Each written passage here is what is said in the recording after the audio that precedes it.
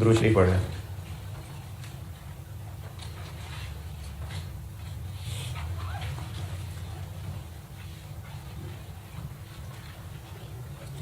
यार अभी ना गर्मी हो जानी है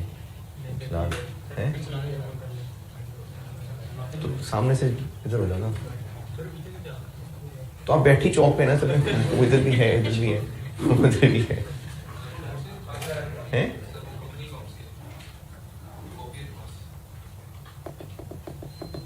नहीं,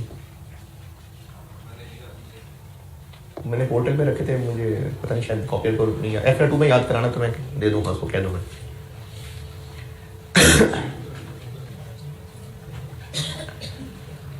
कैश फ्लो का एक क्वेश्चन दिया था होमवर्क, क्वेश्चन नंबर 13 किया होगा, मसले भी होंगे बहुत ज्यादा।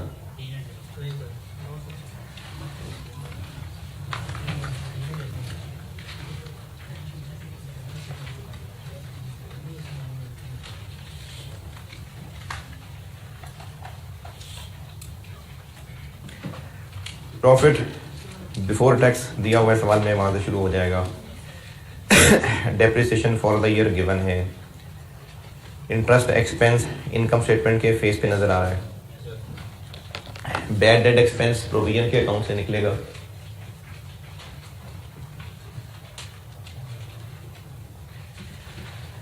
प्रोविजन फॉर डाउटफुल डेट आपको बताई हुई है पॉइंट नंबर 3 में। तो कोई है लाइट है जल्दी?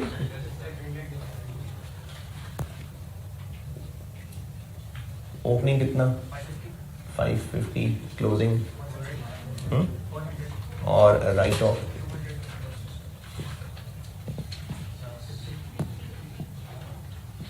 50। ये बैड डेट एक्सपेंस है, ये bad debt expense add back हो जाएगा। फिर इसके अलावा कोई रिवैल्यूएशन लॉस या फेयर वैल्यू लॉस आया हो कोई नहीं है। लॉस ऑन डिस्पोजल कोई नहीं है, गेन ही है। फिर लेस होने वाली चीज़ों में प्रॉफिट ऑन डिस्पोजल है। मशीनरी के ऊपर इतनी बुक वैल्यू वाला इतने का बेचा है, फॉर्म लाइट बंद करें। इतनी बुक वैल्यू वाली मशीनरी इतने की बेची है, प्रॉफिट ऑन डिस्पोजल आ गया। फिर एक बिल्डिंग है, नहीं हाँ, एक बिल्डिंग है जो इतनी ही बुक वैल्यू की थी और इतने की ही बेच दी। Was sold at its carrying amount, कोई प्रॉफिट नहीं, कोई लॉस नहीं। और इसके अलावा इंटरेस्ट इनकम है इतनी, ये लेस हो जाएगी। ये आ गया ऑपरेटिंग प्रॉफिट। इंक्रीज डिक्रीज में डेटर्स में मसला हो सकता है। डेटर्स में एक तो सबसे पहले के मिलावट है, इंटरेस्ट रिसीवेबल की मिलावट है। ट्रेड एंड अदर रिसीवेबल के अंदर इंटरेस्ट रिसीवेबल की मिलावट है। एक तो इस मिलावट को निकाल लेते हैं।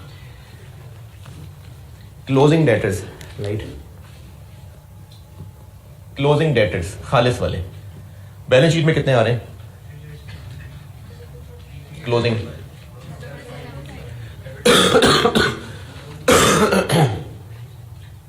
2273। इसमें मिलावट कितनी है? 96। ये तो मिलावट निकाल दी। ये जो ट्रेड डेटर्स बाकी रह गए, ये प्रोविजन इसमें से नेट हुई हुई है या प्रोविजन फॉर डाउटफुल डेट अलग से कहीं बैलेंस शीट में है? नेट हुई हुई। प्रोविजन फॉर डाउटफुल डेट है तो सही, इसमें से नेट हुई हुई है। हमने यहां पर लेने होते हैं ग्रॉस डेटर्स, तो वो जो इसमें से नेट हुई हुई है यानी ये ऐड कर देते हैं। तो बैलेंस शीट में डेटर्स आ रहे हैं और प्रोविजन फॉर डाउटफुल डेट अलग से फेस पे नहीं लेस होके दिखा रहे, तो लेस हुई भी है। इसी तरह से ये जो ऊपर पीपीई है, ये तो नहीं लिखा कि नेट बुक वैल्यू है, एक्यूमुलेटेड अलग से नहीं आ रही, पिछले साल में थी, इसमें नहीं आ रही, तो ये नेट बुक वैल्यू ही है। इसी तरह डेटर्स की फिगर है और पता है सवाल में कि प्रोविजन फॉर डाउटफुल डेट है, तो यकीनन इसमें से नेट हुई है, तो उसको ग्रॉस कर लिया। इसी तरह से ओपनिंग डेटर्स बैलेंस शीट में कितने आ रहे हैं? 38। इसमें इंटरेस्ट रिसीवेबल की मिलावट है 80। और चूंकि ये नेट डेटर्स हैं ये प्रोविजन इसमें ऐड कर दी तो ग्रॉस डेटर्स बन गए। ये कितना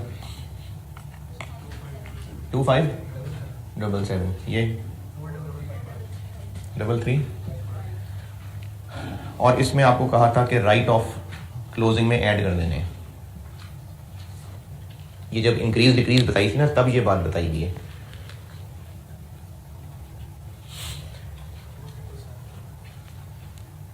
क्लोजिंग और ये ओपनिंग, डिक्रीज है इंक्रीज है, डिक्रीज है 1,155,8, ये डिक्रीज है। जब इंक्रीज डिक्रीज इन डेटर्स बताई थी ना वहां मैंने फार्मूला लिखा हुआ है, और जब आपको डायरेक्ट मेथड से वो टी अकाउंट के जरिए मैंने इनडायरेक्ट मेथड जस्टिफाई किया था, तो डेटर अकाउंट में यही चीजें रह गई थी, closing debtors, right of, opening. ये मैंने जिस क्लास में इनडायरेक्ट मेथड की लॉजिक्स बताई थी ना तब ये बात आई थी दोबारा सामने। तो क्लोजिंग में आपको राइट ऑफ ऐड करने को कहा हुआ है, फिर इसका ओपनिंग से डिफरेंस लेना है, तो डिक्रीज है, ये डिक्रीज आ गई। तो एक तो इसमें डेटर्स का मसला होगा, ये डेटर्स वाली बात मैंने बताई। इन्वेंट्री की इंक्रीज डिक्रीज कोई मसला नहीं, ट्रेड एंड अदर पेबल्स के अंदर मिलावट है। ये इंटरेस्ट पेबल की मिलावट है, तो वो इंटरेस्ट पेबल की मिलावट निकालेंगे, उसके बाद इंक्रीज डिक्रीज ले लेंगे। और इंटरेस्ट पेबल से इंटरेस्ट पेड और टैक्स पेबल से टैक्स पेड निकलेगा। ऑपरेटिंग एक्टिविटीज में और आपने कुछ पूछना है तो पूछे। डिक्रीज इन हरगिज नहीं, कैश एंड कैश इक्विवेलेंट की नहीं दिखानी इंक्रीज डिक्रीज। ये तो कैश इक्विवेलेंट है ना बैंक ओवरड्राफ्ट, कैश इक्विवेलेंट की नहीं दिखाते increase decrease. Operating activities, investing activities, PP का अकाउंट बनेगा और पीपी का अकाउंट बनाते हुए रिवैल्यूएशन सरप्लस को भी साथ चलाना है। लेकिन इन्होंने खुद ही बता दिया कि बिल्डिंग हुई है revalue, factory building was revalued इतने से इतना, तो रिवैल्यूएशन अपवर्ड इन्होंने खुद ही बता दी, पहले भी एक दफा सवाल में खुद ही बता दी थी।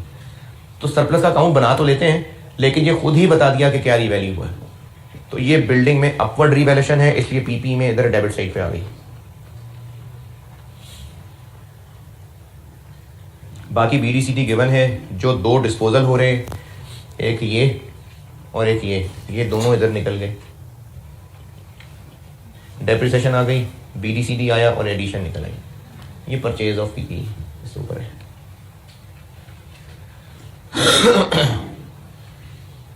परचेज ऑफ पीपी में पूछें जो पूछना है, जिन्होंने भी सवाल किया है परचेज ऑफ पीपी में बताइए कुछ पूछना है। सेल ऑफ पीपी बताया हुआ है, ये इतने का बेचा है,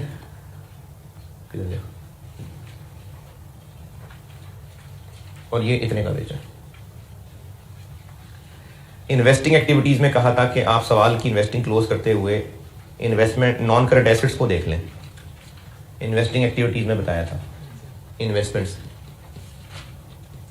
और खरीदी होंगी, तो ये और खरीदी।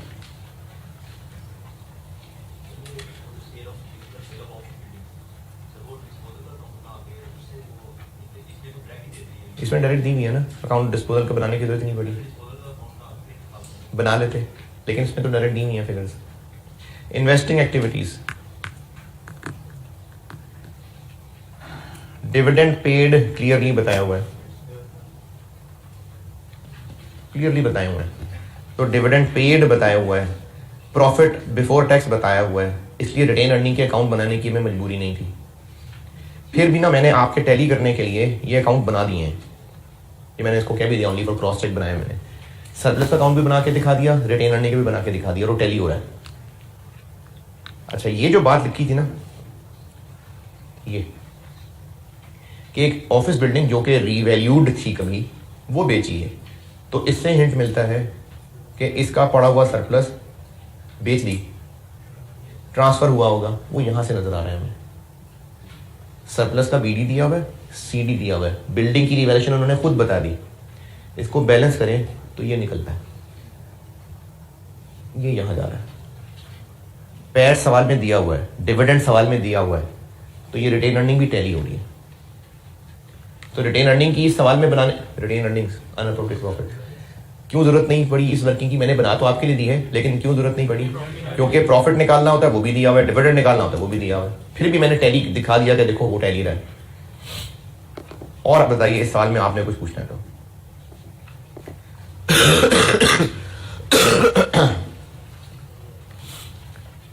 चलें, आज भी चूंकि एरर्स का होमवर्क नहीं ऐसा दूंगा तो आप एक सवाल और कर दीजिए।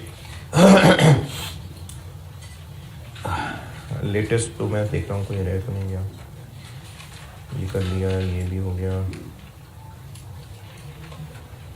ये भी हो गया, ये भी हो गया, ये भी हो गया, ये कर दें जी, ये रह गए। रीसेंट मेरी कोशिश होती है कि रीसेंट कम से कम हम सब लोग सारे टॉपिक्स के रीसेंट तो सारे ही किए। मुझे लगता है मैंने रीसेंट अटेम्प्ट्स के तकरीबन हर टॉपिक के सारे सवाल ही किए मैंने डिस्कस। ये वाला कर दीजिए, क्वेश्चन 9।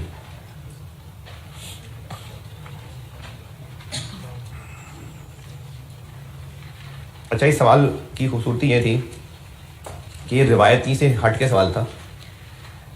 इसमें कैश फ्लो की फिगर्स, यानी आपको कैश फ्लो बना दिए, लेकिन पता नहीं क्या क्या वोंगियां मारता रहा अकाउंटेंट। जूनियर अकाउंटेंट ने कैश फ्लो बनाने की कोशिश की। अब इसमें आपको जो भी टूटी फूटी इंफॉर्मेशन है, बैलेंस शीट देखिए नहीं है, लेकिन उसने अपनी तरफ से कुछ कोशिश की है। अब ये आपने इसमें से सुराग निकालना है कि उसने जो कोशिश की है उसमें वो क्या क्या काम की बातें बता गया है आपको। तो ये इसलिए आपसे बड़ा डिफरेंट सा सवाल है, लेकिन अब आपने चूंकि कैश फ्लो के सवाल बहुत सारे किए हैं तो अब आप इसको हाथ डालिए।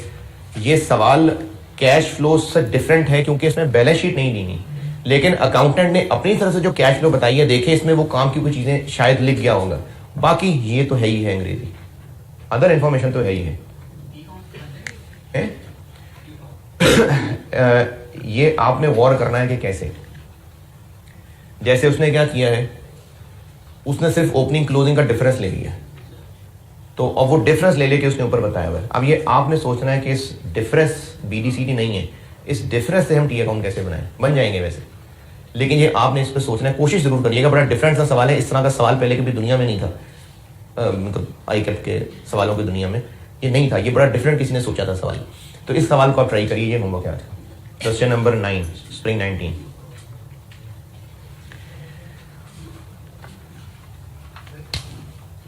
लाइन टर्न कीजिएगा जी जी।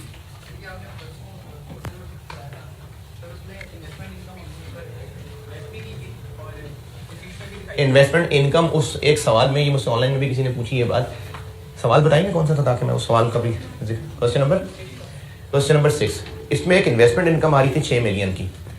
चूंकि वो इन्वेस्टमेंट इनकम इंटरेस्ट इनकम एक ही बात है, तो इंटरेस्ट इनकम हमने लेस करनी होती है, इसलिए मैंने पहले उसको लेस कर दिया था। फिर इंटरेस्ट रिसीव्ड ऐड करना होता है।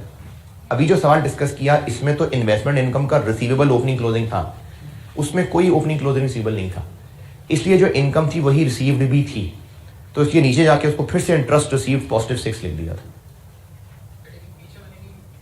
दोनों चूंकि 6 माइनस और प्लस था ना, तो इग्नोर भी करके काम चल गया था, वो भी ठीक है। मैंने इनकम पहले लेस की थी, फिर उसी को रिसीव कह के ऐड कर दिया था ना, ये बेहतर था। लेकिन ICAP के सोल्यूशन में इसको इग्नोर कर दिया था, सेम फिगर ऊपर से लेस, सेम फिगर ऐड, तो इग्नोर करना भी ठीक था, लेकिन बेहतर है कि लिखें, इसलिए मैंने लिख के कराया था बोर्ड पे। जी जी, इंटरेस्ट पेएबल है वो, क्योंकि ना उसने आपको फिगर बताई है, मैं आपको कैलकुलेट करके दिखाता हूँ। आप लोन की अमाउंट पे उतने महीनों का इंटरेस्ट कैलकुलेट करके देखिए। बैलेंस शीट में लोन नजर आ रहा है 6000, साथ ही रेट लिखा हुआ है 10%, और लोन लिया था 1 नवंबर को, 2 महीने, इसको सॉल्व करिए 100। अभी लोन लिए हुए 2 ही महीने गुजरे, और इस 2 महीने का ही जो इंटरेस्ट एक्सपेंस बना है वही पेएबल के अंदर आ रही है, अंग्रेजी में लिखी हुई है बात, तो पे तो कुछ भी नहीं हुआ। हाँ जी, तो अब जब अगला 30 जून आएगा तो पे कर देंगे, अभी तो हम 31 दिसंबर 15 पे खड़े हुए हैं। करेक्शन ऑफ एरर्स स्टार्ट कर रहा हूं। अच्छा, इससे पहले ना मैं आपको कुछ बेसिक अकाउंटिंग पे वापस लेके जा रहा हूं, डेबिट क्रेडिट पे। इसको करेक्शन ऑफ एरर्स भी कहते हैं, रेक्टिफिकेशन ऑफ एरर्स भी कहते हैं। ICAP की बुक की बात करूं तो मैं चैप्टर 2 पढ़ा रहा हूं। इस चैप्टर में क्या करना है उससे पहले मैं कुछ बेसिक अकाउंटिंग की चीजें आपको दोबारा बताता हूं और कुछ और बताता हूं जो उस वक्त नहीं बताई थी, क्योंकि उस चैप्टर में नहीं यहां जरूरत थी, इसलिए अब बता रहा हूं।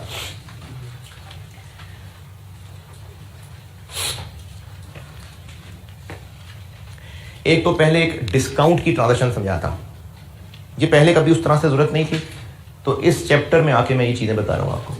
पहले डिस्काउंट की एक ट्रांजैक्शन समझिए।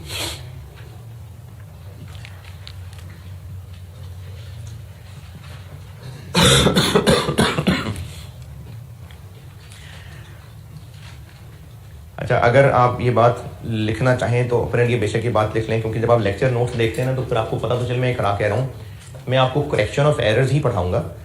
उससे पहले कुछ बेसिक अकाउंटिंग, जर्नल, लेजर, इसके बारे में कुछ चीज़ें आपको और बता रहा हूँ। ये वो चीज़ें हैं जो इंट्रो में स्टूडेंट्स ने पढ़ी होती थी, तो इसलिए आपको मैं ये पहले ये चीज़ें बता रहा हूँ, फिर प्रॉपरली करेक्शन ऑफ एरर बताऊंगा। तो करेक्शन ऑफ एरर से पहले मैं आपको कुछ फिर से बेसिक अकाउंटिंग की चीज़ें बताने लगा।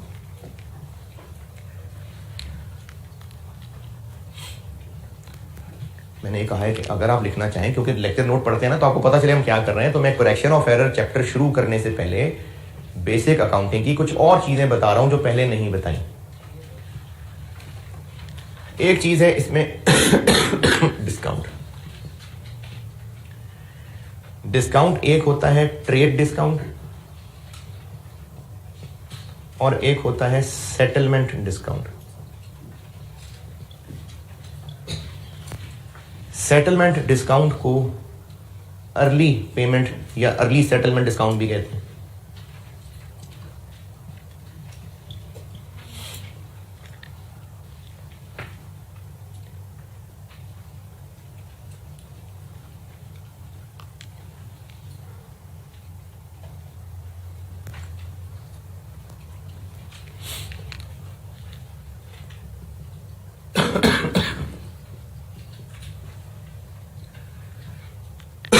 ये प्राइस में कमी है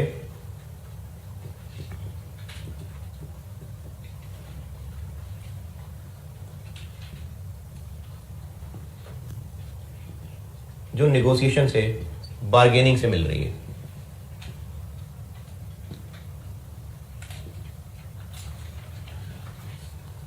ये जो प्राइस हम चीजें खरीदते हुए कम करवा लेते हैं ना, उसको ट्रेड डिस्काउंट कहते हैं। जैसे एक चीज का सेलर ने रेट बताया 200 रुपए, कम करवा के उसको 180 पे बेच दिया, तो ये जो 20 रुपए है ये ट्रेड डिस्काउंट है। इसकी अकाउंटिंग कोई नहीं होती। मिसाल के तौर पे एक प्राइस सेलर ने बताई 1000 रुपए और उसमें से कस्टमर की जिद पे, कस्टमर के कहने पे 100 रुपए छोड़ दिए। अब इस 900 रुपए पे ट्रांजैक्शन होगी और इस 900 रुपए से कैश डेबिट और सेल्स क्रेडिट हो जाएगा।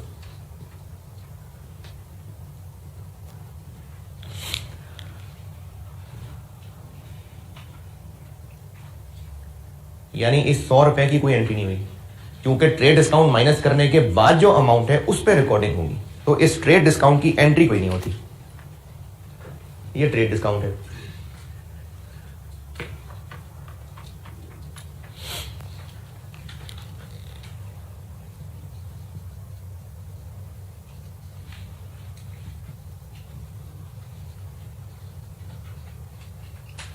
ट्रेड डिस्काउंट की एंट्री कोई नहीं है।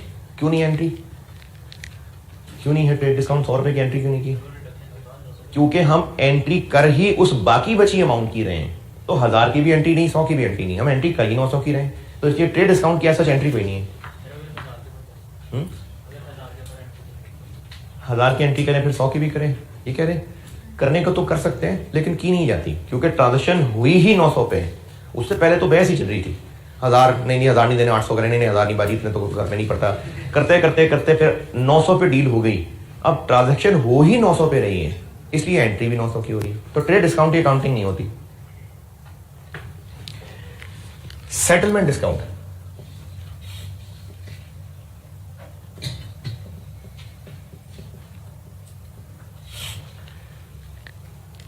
अच्छा सेटलमेंट डिस्काउंट का मसला यह है कि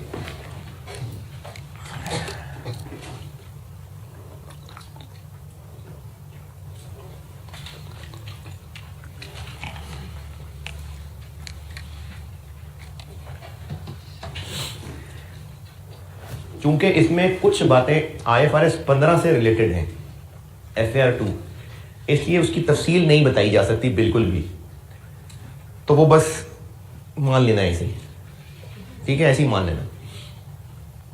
सेटलमेंट डिस्काउंट होता क्या है? सेटलमेंट डिस्काउंट होता है कि कस्टमर अगर जल्दी पैसे दे देगा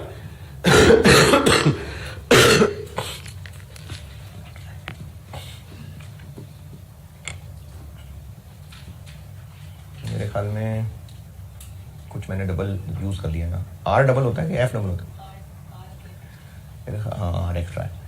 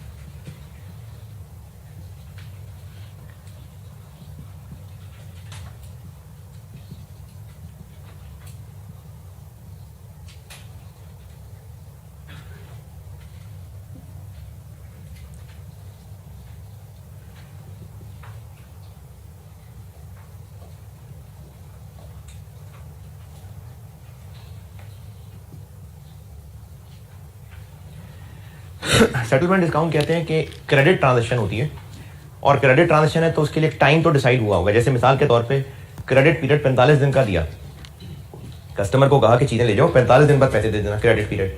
लेकिन साथ ही उसको एक इंसेंटिव ये दिया कि अगर तुमने पैसे 12 दिन के अंदर दे दिए तो 10% डिस्काउंट दे देंगे। अगर 12 दिन के अंदर पैसे देगा तो डिस्काउंट मिलेगा, वरना डिस्काउंट नहीं मिलेगा। पैसे बहरहाल उसने 45 से आगे नहीं लेके जाने। तो ट्रांजैक्शन क्रेडिट है, इसलिए एक टाइम पीरियड अलाउड है।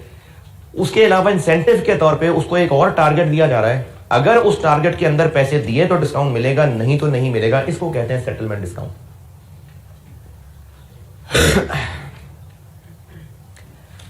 मिसाल में जैसे 12 दिन के अंदर पैसे देगा इफ, तो डिस्काउंट मिलेगा। और ये होगा ही तब जब क्रेडिट ट्रांजैक्शन है। कैश सेल में तो उसका कॉन्सेप्ट ही नहीं होगा। अब आते हैं इसकी अकाउंटिंग पे।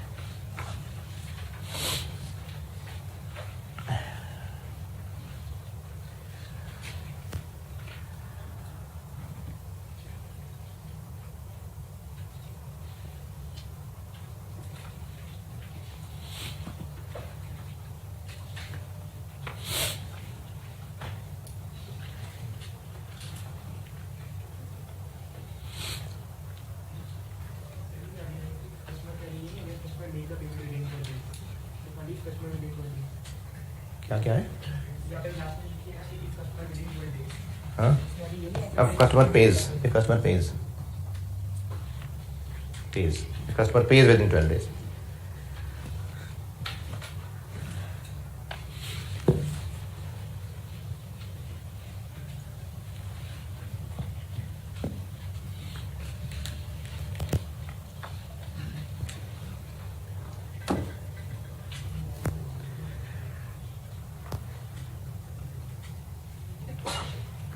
इसकी अकाउंटिंग क्या करनी है, इसके लिए मैं 2 केसेस में तोड़ लेता हूं।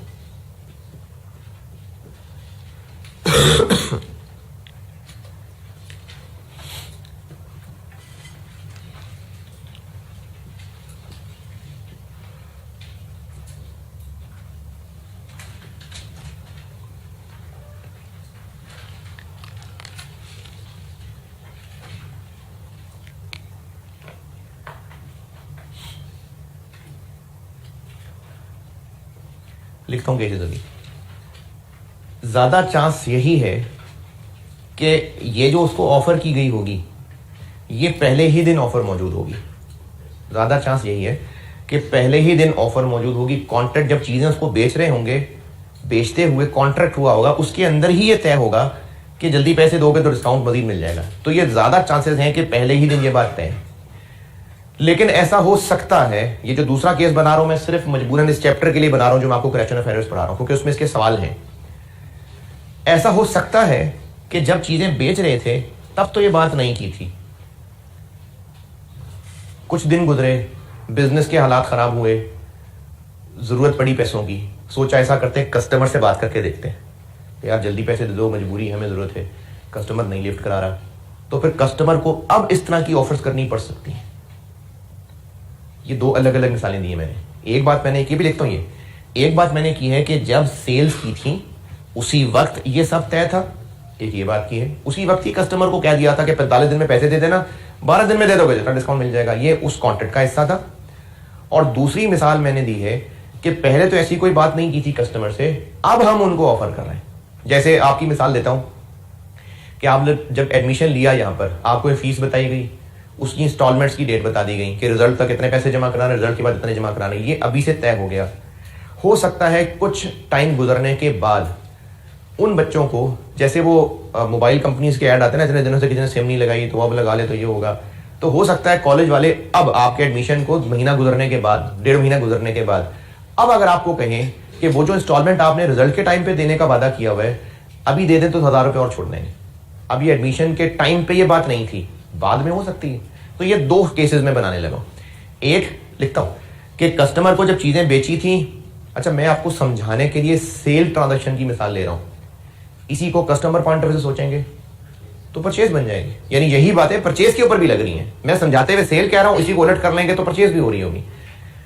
तो कस्टमर को सेल के टाइम पे ही ये बात कर दी थी, ये एक केस बनाता हूं। और दूसरा केस बनाता हूं कि सेल के टाइम पे ऐसी कोई बात नहीं की थी, बाद में ऑफर की। तो इसको मैं दो केसेस में बांट लेता हूं।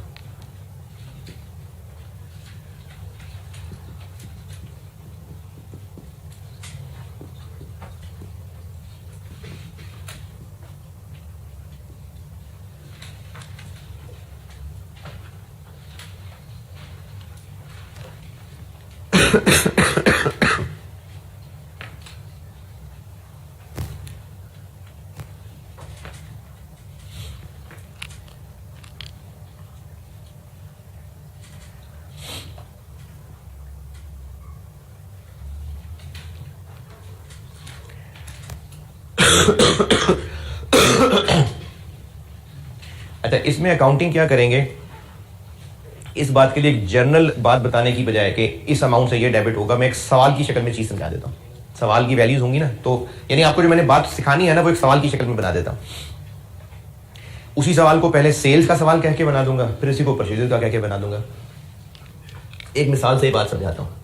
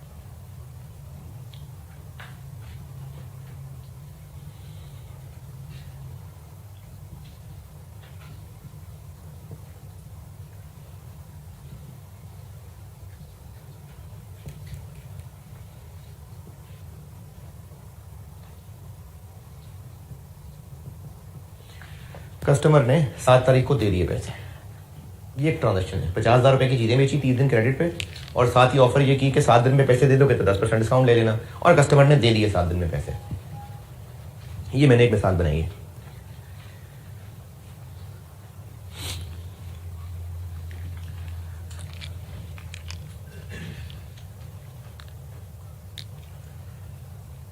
इस ट्रांजेक्शन को मैं सॉल्व करता हूं सेलर की बुक्स में भी ताकि आपको सेल्स के पॉइंट ऑफ व्यू से डिस्काउंट भी बता दूं और बायर की बुक्स में भी, ताकि परचेज के पॉइंट ऑफ व्यू से भी बता दूं। सेलर की बात करते हैं। 1 जनवरी 22 debtor debit sales credit 50,000।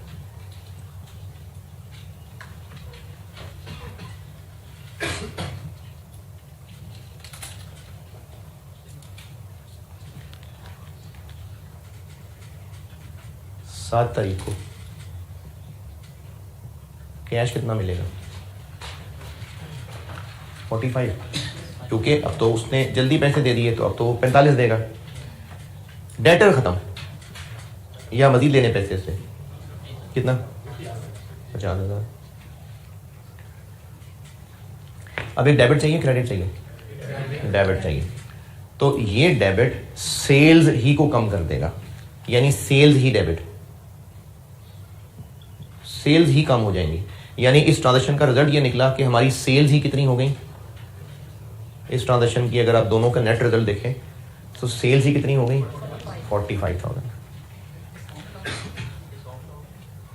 Sales ही हो जाएंगी 45,000। अगर अकाउंटेंट इन दो की बजाय, नहीं दो नहीं, इन दो की अमाउंट की बजाय ऐसे करे कि पहले ही दिन डेबिट डेटर 45 और सेल्स क्रेडिट 45, और जब कैश मिल गया तो कैश डेबिट 45, और पहले ही दिन अगर 45 कर दें, पहले ही दिन 45 कर दें, और कल जब पैसा मिले तो कैश डेबिट 45 डेटर क्रेडिट, तो भी एंड रिजल्ट एक ही आएगा ना। लेकिन अभी आपने चूंकि IFRS 15 नहीं पढ़ा हुआ तो आप इसको ऐसे ही रखिए। अच्छा, अब ये जो मैं बोलने लगा हूं ये सिर्फ FAR 2 जो लोग पढ़ रहे हैं उनकी बात कर रहा हूं। अगर शुरू में ही एक्सपेक्टेड है कि ये डिस्काउंट अवेल कर लेगा तो हमने रेवेन्यू शुरू में ही रिकॉर्ड उस अमाउंट पे करना होता है जो एक्सपेक्टेड अमाउंट ऑफ कंसिडरेशन है। तो इसलिए पहले ही दिन रेवेन्यू 45 पे रिकॉर्ड होगा, क्योंकि हमने उसको ऑफर कर दी ना। अब जब अनसर्टेनिटी होती थी होगा नहीं होगा तो हम देखते थे ज्यादा चांसेस क्या है, 80% चांसेस है कि वो डिस्काउंट अवेल कर लेगा, तो मोर लाइकली में आ गया। तो हम पहले ही दिन डेटर डेबिट और सेल्स क्रेडिट 45 कर लेंगे, और अब जब कल को पैसे दे देगा कैश डेबिट और डेटर क्रेडिट। और अगर नहीं पैसे दे सका तो वो जो हमारी मोर लाइकली वाली बात थी वो अपडेट हो जाएगी और सेल्स और रिकॉर्ड हो जाएगी। ये सबसे नहीं हो रही है, FAR 2 वाले से बात हो रही है। हाँ जी, नहीं अभी नहीं, अभी नहीं, वो केस 2 में लाऊंगा। IFRS 15 डिस्काउंट अलाउड है ही नहीं, डिस्काउंट अलाउड का कॉन्सेप्ट ही नहीं है IFRS 15 में। कल को जितने पैसे मिलेंगे, हो सकता है डिस्काउंट ले, हो सकता है ना ले, या तो डिस्काउंट लेगा या नहीं लेगा, हाँ या ना। 80% चांसेस है कि डिस्काउंट लेगा, तो मोर लाइकली वाली बात आ गई। तो ज्यादा चांसेस है कि डिस्काउंट लेगा, ज्यादा चांसेस है कि रेवेन्यू 45 होगा, तो डेटर डेबिट सेल्स क्रेडिट 45, और फिर कल को कैश डेबिट और डेटर क्रेडिट 45। ठीक है, आप लोग जिन्होंने IFRS 15 नहीं पढ़ा, आप तो FAR 2 में पढ़ेंगे। आप लोगों के लिए बात यह है कि अगर ये डिस्काउंट पहले ही दिन कॉन्ट्रैक्ट का हिस्सा है तो ये सेल्स में ही डेबिट होगा जब कल को डिस्काउंट मिल जाएगा, डिस्काउंट देना पड़ जाएगा कस्टमर को। और अगर वो 7 तारीख नहीं 10-12 दिन लगा देता तो फिर क्या होता? Cash debit 50 debtor credit 50। तो अगर डिस्काउंट अलाउ उसको करना पड़ गया तो सेल्स डेबिट होगी। ठीक है, नहीं सेल्स कम हो गई, एक्सपेंस कहाँ है, सेल्स कम हो गई। नहीं ना, बता रहा हूँ ना, सेल्स असल में ना ये IFRS 15 है, वही कारखाना है, ये IFRS 15 में चीज समझ आएगी, ये रेवेन्यू ही कम होगा, एक्सपेंस नहीं है। ठीक है, IFRS 15 तो सेल्स ही कम होगी। अच्छा, मैंने आपको चूंकि पढ़ाए ही डिस्काउंट है तो दे दिए 7 तारीख को पैसे उसने, अगर लेट करता तो बस कैश डेबिट डेटर क्रेडिट 50,000। तो इसलिए डिस्काउंट मिला है तो मैंने आपको ये चीज पढ़ाई है। तो अभी तक आपने याद क्या रखा कि अगर वो थोड़े पैसे देगा तो सेल्स ही कम हो जाएंगी। बायर की बुक्स पे आते हैं, इसी सवाल को मैं बायर की बुक्स में करता हूं।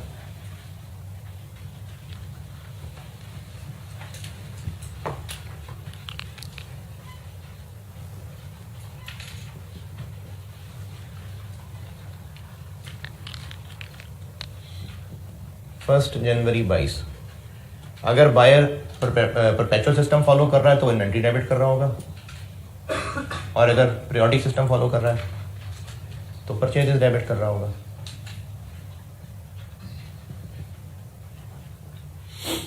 FAR 1 लेवल पे बाय डिफ़ॉल्ट मैंने आपको कहा था कि पीरियोडिक है।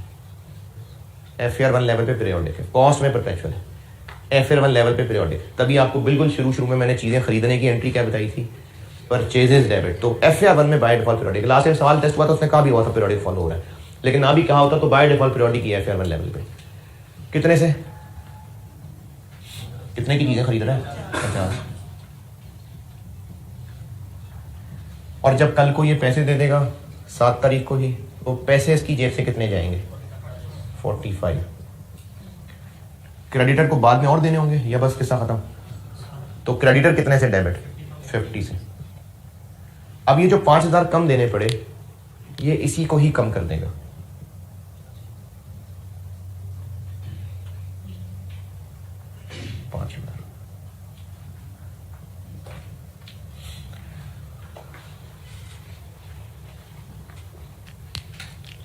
ये इस ट्रांजैक्शन को सेलर के एंगल से भी बता दिया ताकि सेल्स की बात भी बता सकूं, और बायर के एंगल से भी बता दिया ताकि परचेज की बात भी हो सके। इन दोनों में जब कल को थोड़े पैसे आएंगे या थोड़े पैसे जाएंगे, तो उसका डेबिट क्रेडिट परचेज को ही कम कर रहा है, उसका डेबिट क्रेडिट सेल्स को ही कम कर रहा है। ये इन दोनों से मैंने बात कर देखी है।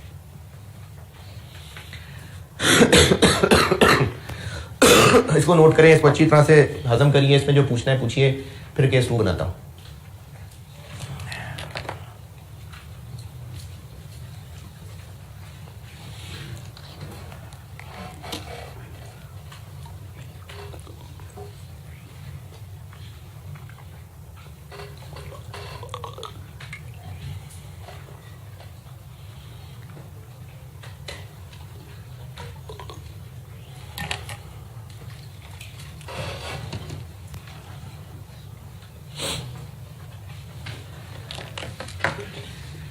जी केस 1 ओके, ये ना हो केस 2 बताऊं तो वो भी ना आए और ये भी जाए। Case 1 okay. अगर तो ये बात शुरू में ही, यानी चीजें बेचते हुए ही तय है कि अगर जल्दी पैसे दे दोगे तो डिस्काउंट मिल जाएगा, तो फिर जब कल को वाकई ही वो जल्दी पैसे देगा कस्टमर, तो सेलर पॉइंट ऑफ व्यू से जो कम पैसे मिल रहे होंगे वो सेल्स में ही debit, customer point of view से जो वो कम पैसे दे रहा होगा वो परचेजेस में ही क्रेडिट। ठीक है, अब मैं इसको सर की बात आई थी, सवाल पूछा था, केस 2 बनाता हूं। ये जो डिस्काउंट ऑफर है, ये सेल्स कॉन्ट्रैक्ट का तो पार्ट नहीं था, यानी उस वक्त ऐसी बात नहीं थी।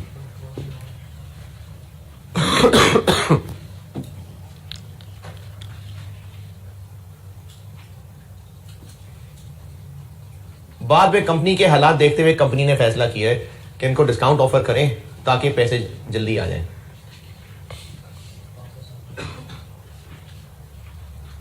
बाद में डिस्काउंट ऑफर किया, यानी ये पार्ट नहीं था।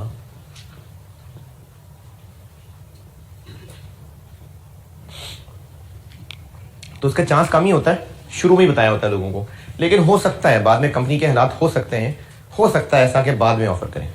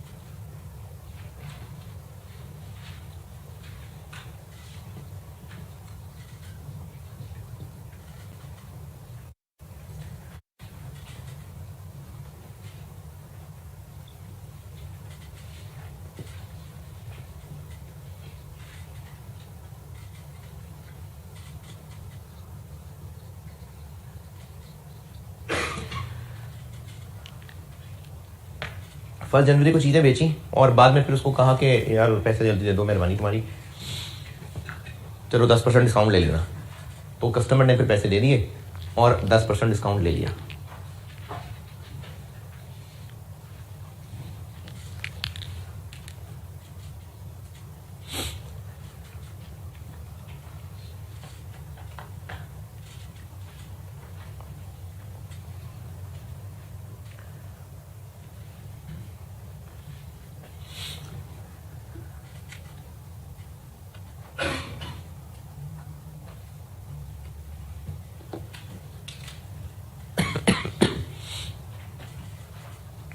सवाल नोट करें तो सॉल्व करता हूं।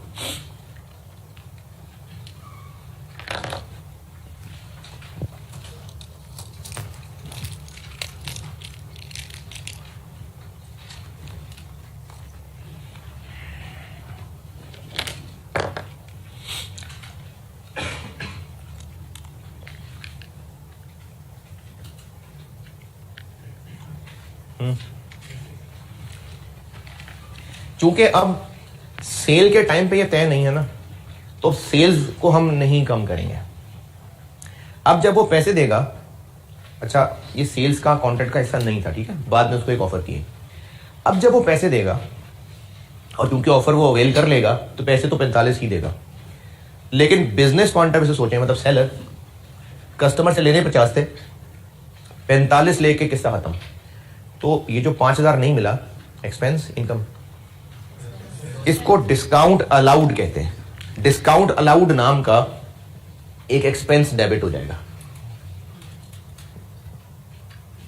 ये एक एक्सपेंस है।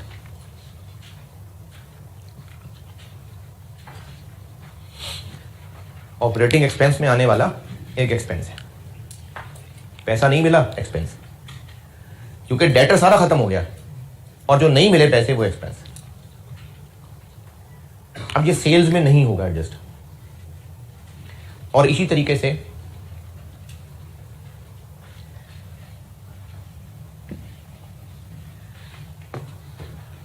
जब कस्टमर पैसे देगा तो कस्टमर ने पैसे थोड़े दिए लेकिन क्रेडिटर से जान पूरी छूट गई। 50 की लायबिलिटी 45 देके खत्म हो गई, तो इनकम हो गई ना। लायबिलिटी ज्यादा थी, कम पैसे देके जान छूट गई, तो ये इनकम है। डिस्काउंट रिसीव्ड नाम का एक अकाउंट क्रेडिट हो जाएगा और ये इस बिजनेस के लिए एक इनकम होगी, अदर इनकम।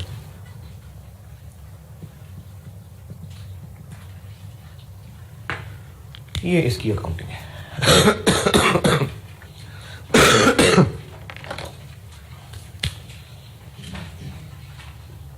जी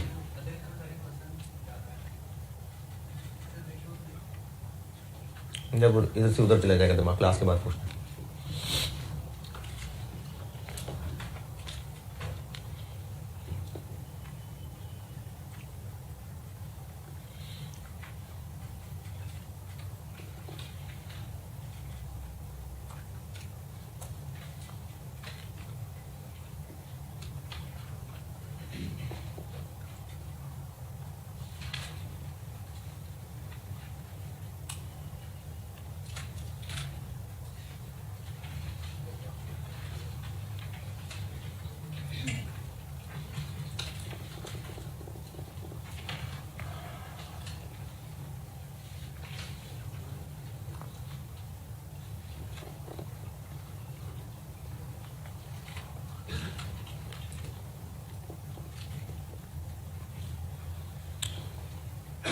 जल्दी जल्दी।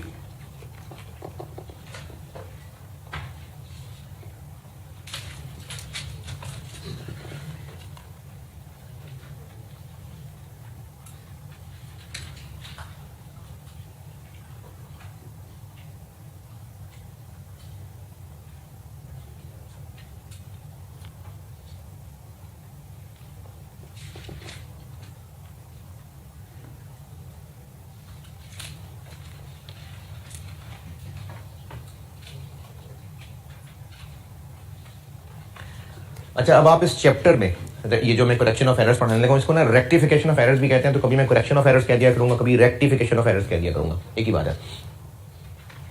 आपको ये क्लियरली नहीं बताया होगा कि ये जो डिस्काउंट ऑफर थी ये सेल्स कॉन्ट्रैक्ट का हिस्सा था कि नहीं था। तो पता नहीं केस 1 है कि केस 2 है।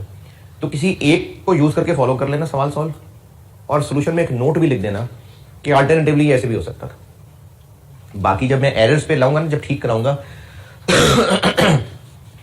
फिर भी ये बात बार बार किया करूंगा। तो एग्जाम क्वेश्चन में जब हम इस चैप्टर के क्वेश्चन कर रहे होंगे रेक्टिफिकेशन ऑफ एरर्स के, तो हम ये सेटलमेंट डिस्काउंट जब भी आएगा तो इनमें से कोई एक केस फॉलो कर लेंगे और नोट लिख देंगे कि अल्टरनेटिवली ये ऐसे भी हो सकता था। अच्छा, मैं आपको जो मेन फोकस पढ़ाने लगा हूं, मैं इसको यूज करूंगा, ये केस 2 को, यानी मैं डिस्काउंट अलाउड, डिस्काउंट रिसीव्ड, मैं इसको यूज करके चैप्टर पढ़ाऊंगा। फिर साथ साथ जबानी बताया करूंगा कि अगर केस 1 होता तो उसकी जगह ये होता, लेकिन मैं सवालों में फोकस इसको कर रहा हूं। डिस्काउंट वाली बात ओके।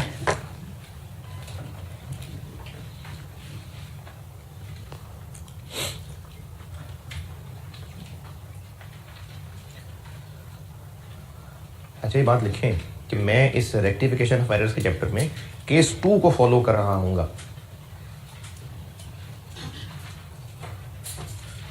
और आप भी एग्जाम में, और साथ नोट, ये जब सवाल किया करेंगे ये तब लिख लेंगे कि अल्टरनेटिवली ये भी हो सकता था।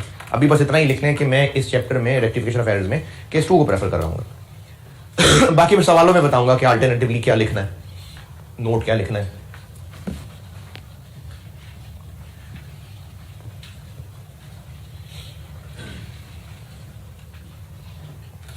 अच्छा, इस सबकी क्विक समरी, केस 1 में डिस्काउंट को सेल परचेज में से लेस करना है, और केस 2 में डिस्काउंट अलाउड एक्सपेंस या डिस्काउंट रिसीव्ड इनकम बनानी है। केस 1 में सेल परचेज में से लेस करना, और केस 2 में डिस्काउंट अलाउड एक्सपेंस या डिस्काउंट रिसीव्ड इनकम बनानी है। सेलर का सवाल है तो डिस्काउंट अलाउड एक्सपेंस, और परचेज करने का सवाल है तो डिस्काउंट रिसीव्ड इनकम।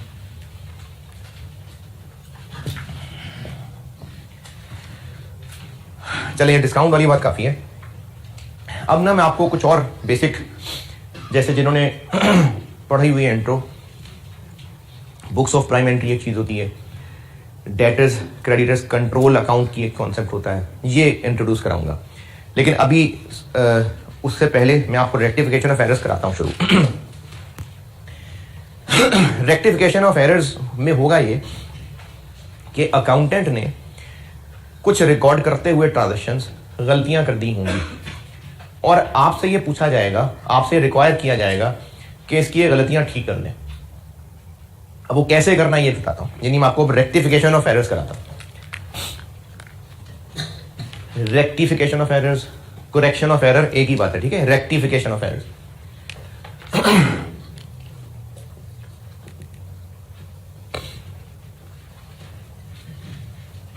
मिसालों से समझाता हूं। एक मिसाल,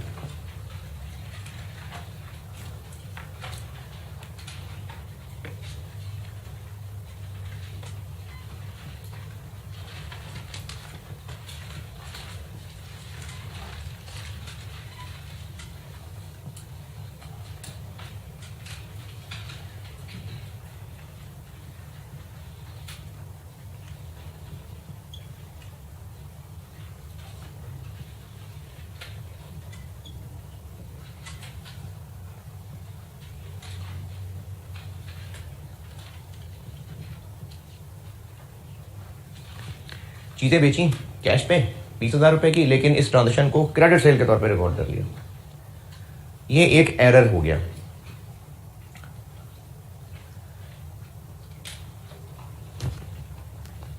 बुक्स में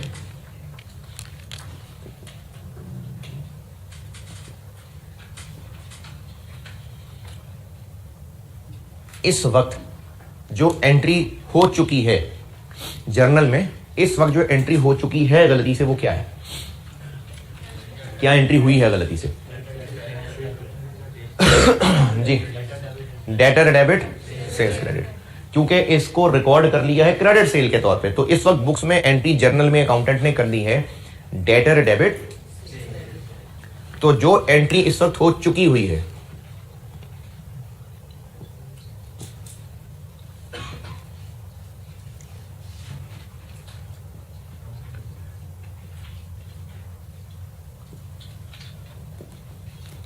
इसको मैं कहूंगा रॉन्ग एंट्री, यानी जो गलत एंट्री इस वक्त हो गई हुई है। क्या हो गई हुई है? डेटर डेबिट और सेल्स क्रेडिट।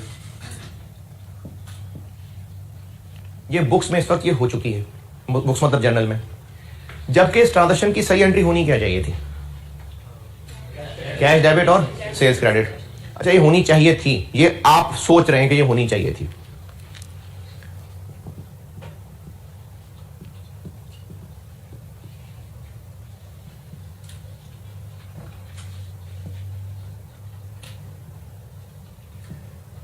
इसको मैं कहूंगा करेक्ट एंट्री। क्या होनी चाहिए थी? Cash debit sales credit.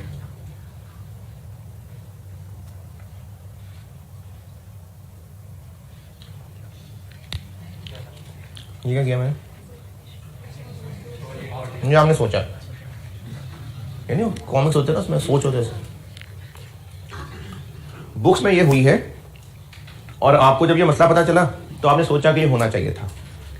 अब बुक्स में ये एंट्री हो चुकी है और अकाउंटिंग में ना सारी चीजों का हिसाब पूरा चलाने के लिए किसी गलती को ऐसे ठीक नहीं, ये आपने नहीं करना, वैसे बता रहा हूं, किसी गलती को ऐसे ठीक नहीं किया जाता। बस हो गया, ऐसे नहीं किया जाता, मिटा के नहीं ठीक करते, जो हो गया हो गया। अब कोई ऐसा काम किया जाए, यानी एक और एंट्री की जाए कि ये चीज उसमें बदल जाए। सेल्स क्रेडिट होनी चाहिए थी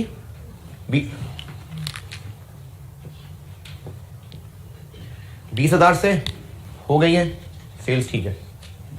कैश डेबिट होना चाहिए था, नहीं हुआ, अब कर देते हैं। डेटर बेकार पे डेबिट हुआ, नहीं होना चाहिए था, क्रेडिट कर देते हैं। इसको कहते हैं रेक्टिफाइंग एंट्री।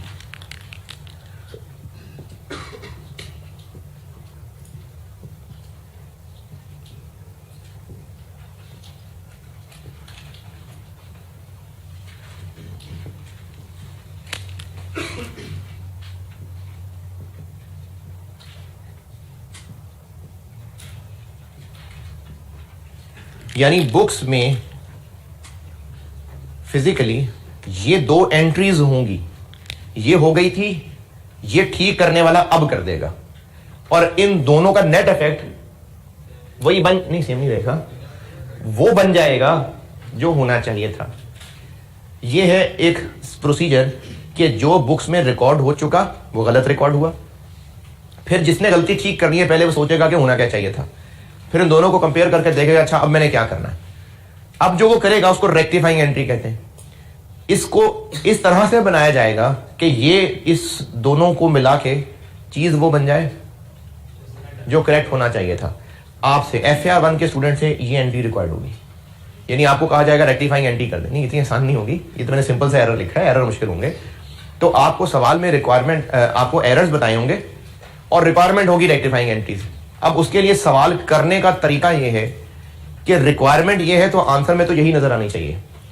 अब आप एक वर्किंग के अंदर चाहे तो वर्किंग के अंदर लिख के कर लें, रॉन्ग एंट्री करें, करेक्ट एंट्री करें, इनको देख के रेक्टिफाइंग बना लें, या फिर रॉन्ग और करेक्ट दिमाग में सोच लें, आंसर में ये आना चाहिए। ये तो मैंने आपको तीनों चीजें ना वैसे बताई हैं कि ये असल में हो चुका होगा, अब सही करने वाले ने एक और एंट्री करनी है, लेकिन वो क्या एंट्री बनाए तो इसको सामने रखेगा और जो सही होनी चाहिए वो सोचेगा, फिर इनको कंपेयर करके रेक्टिफाइंग एंट्री बनेगा। अब FAR 1 के स्टूडेंट को क्या रिक्वायर्ड होगा? Rectifying entry. तो आपने सोल्यूशन में क्या करना होगा? आपने रेक्टिफाइंग एंट्रीज करनी होंगी। अब आप इस रेक्टिफाइंग एंट्री को कैसे बना पाएंगे? जब चीते हो जाएंगे तो आप ये दोनों जबानी सोच लिया करेंगे, और जब तक चीते नहीं बनते तब तक रफ वर्किंग में इनको लिख के कर लिया करना। अगर ये मिसाल नोट करनी हो तो करें, फिर अब सवाल लिखें इसके बाद। अगर लिख लिया तो ठीक है, सवाल लिखें।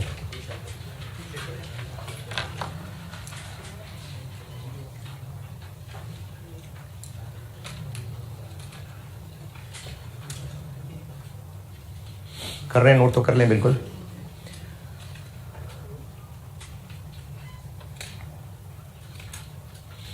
ये आखिरी बात मैं दोहरा देता हूं कि एग्जाम में ना आपसे रिक्वायरमेंट रेक्टिफाइंग एंट्री होगी, तो आपके सॉल्यूशन में रेक्टिफाइंग एंट्री ही आ रही होगी। करेक्ट एंट्री और रॉन्ग एंट्री चाहे तो जबानी करें चाहे रफ वर्किंग में कर लें, आपका सोल्यूशन ऑफिशियली रेक्टिफाइंग एंट्री होगा। है अगर किसी ने वर्किंग में ये दोनों लिख ली थी और रेक्टिफाइंग एंट्री नहीं बनाई तो मेरे हिसाब से तो उसके कोई नंबर नहीं है, क्योंकि असल कमाल ही रेक्टिफाइंग एंट्री बनाना है, क्योंकि रेक्टिफाइंग एंट्री ही बनानी को एग्जामिनर चेक कर रहा है आपसे। तो अगर आपने रेक्टिफाइंग एंट्री बनाई ही नहीं तो फिर नंबर किस बात है?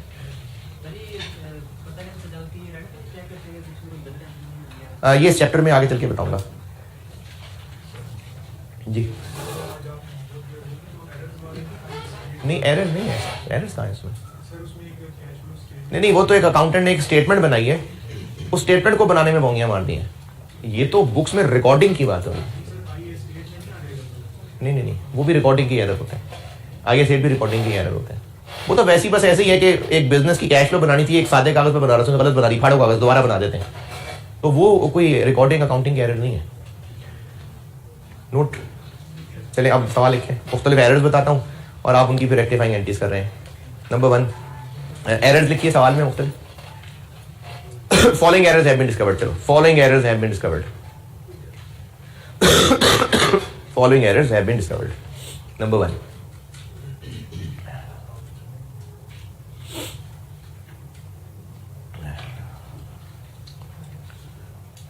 a credit sale a credit sale of 15,000 रुपए 15,000 was recorded in books as 51,000। नहीं 15,000 था तो उस 15 51 बना के लिख लिया। नेक्स्ट एरर,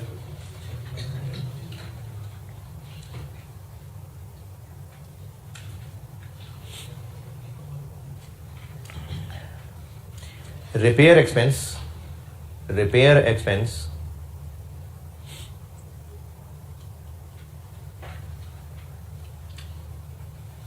ऑफ 9,000 रुपीज, 9,000 रुपए का रिपेयर खर्चा किया, was recorded as rent expense. नहीं असल में ये रिपेयर खर्चा किया था, अकाउंटेंट रेंट लिख गया तो वो रेंट में चार्ज कर गया रिपेयर्स की बजाय। Next error,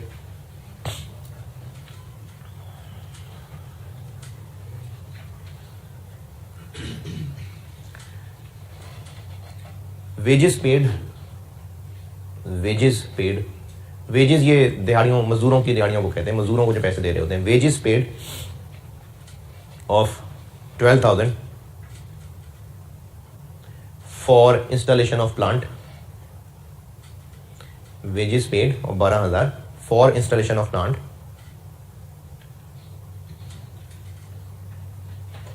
was wrongly debited to, वैसे तो एरर ही बता रहा हूं तो wrongly का क्या कहना है, लेकिन खैर लिख दें, was wrongly debited to salaries and wages account, अच्छा चैप्टर में ना मैं आपको कुछ एग्जाम की टिप्स भी बताऊंगा जो साथ साथ बताता रहूंगा कि अब ये टिप लिख लें, तो आप उसको अलग से कहीं लिखते रहिएगा डब्बे में। जरूरी नहीं कि एक पेज पे इकट्ठे करके लिखें, जैसे जैसे जो टिप बताता रहूंगा उसको फिर उस पेज पे डब्बा बना के हाईलाइट करके लिखते रहना। कितने एरर हो गए? चलिए एक और लिख लें।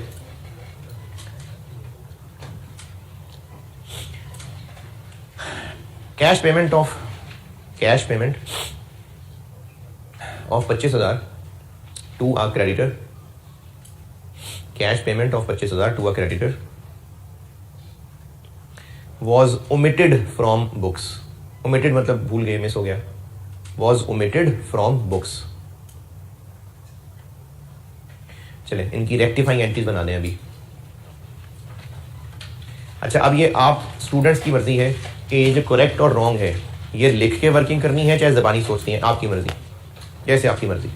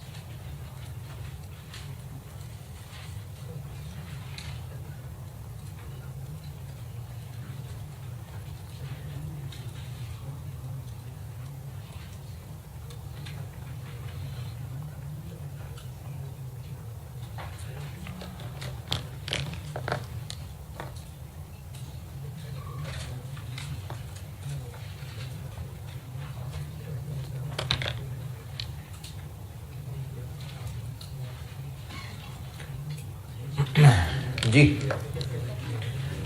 पहला एरर, क्रेडिट सेल थी 15,000 की, उसको 5-1 बना दिया, 15 को 5-1 बना दिया।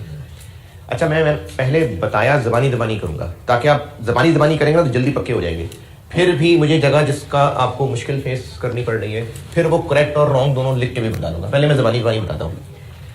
क्रेडिट सेल थी यानी डेटर डेबिट सेल्स क्रेडिट, कैसे credit sale credit sale debtor debit sales credit. तो डेटर डेबिट सेल्स क्रेडिट 15,000 से एंट्री करनी चाहिए थी, 51,000 से कर दी, यानी एंट्री ज्यादा से कर दी ना। तो ठीक करने के लिए क्या करें, रिवर्स कर देते हैं। तो रेक्टिफाइंग एंट्री बन जाएगी डेटर वापस और सेल्स वापस। 15 करनी थी 51 कर दी, 36 से रिवर्स। बिल्कुल गलत है, सेल्स गलत रिकॉर्ड किए, सेल्स रिवर्स करेंगे। ये थोड़ी कि चीजें बेची थी वापस आ गई, हमने सेल्स रिकॉर्ड ही गलत की थी ना। 36 पहली एंट्री रेक्टिफाइंग, ओके। दूसरा एरर क्या हुआ, रिपेयर्स डेबिट कैश क्रेडिट की बजाय हमने रेंट डेबिट कैश क्रेडिट कर दिया। रिपेयर डेबिट करनी थी, बिला वजह रेंट डेबिट कर दिया। तो क्या करें, रिपेयर अब डेबिट कर दें और रेंट क्रेडिट कर दें। कमाल हो गया, कितना, ठीक है। तीसरा वेजेस, प्लांट की इंस्टॉलेशन के लिए मजदूरों को पैसे दिए हैं, ये तो प्लांट की कॉस्ट में ऐड होता है। तो प्लांट में डेबिट होना चाहिए था, सैलरीज वेजेस में डेबिट कर दिया। तो प्लांट में अब कर दें सैलरीज एंड वेजेस क्रेडिट कर दें 12,000। प्लांट डेबिट, प्लांट डेबिट, ये भी ठीक है सबके सब सारे। प्लांट ना, प्लांट नहीं, प्लांट प्लांट प्लांट की कॉस्ट डेबिट हो जाएगी ना। प्लांट में ऐड करना है कि, तो प्लांट डेबिट करेंगे तो प्लांट में ऐड होगा ना। नेक्स्ट, क्रेडिटर को पेमेंट थी, रिकॉर्ड नहीं की, तो अब कर लें क्रेडिटर्स और कैश पेमेंट थी। अच्छा बस, चलो जी, अल्लाह हाफिज़। अच्छा कैश फ्लो वाला सवाल लेक्चर 100 में करूंगा, 99 वाला तो आज करेंगे ना अभी शाम में लेक्चर, तो वो कैश फ्लो वाला 100 में डिस्कस होगा। ठीक है जी, अल्लाह हाफिज़।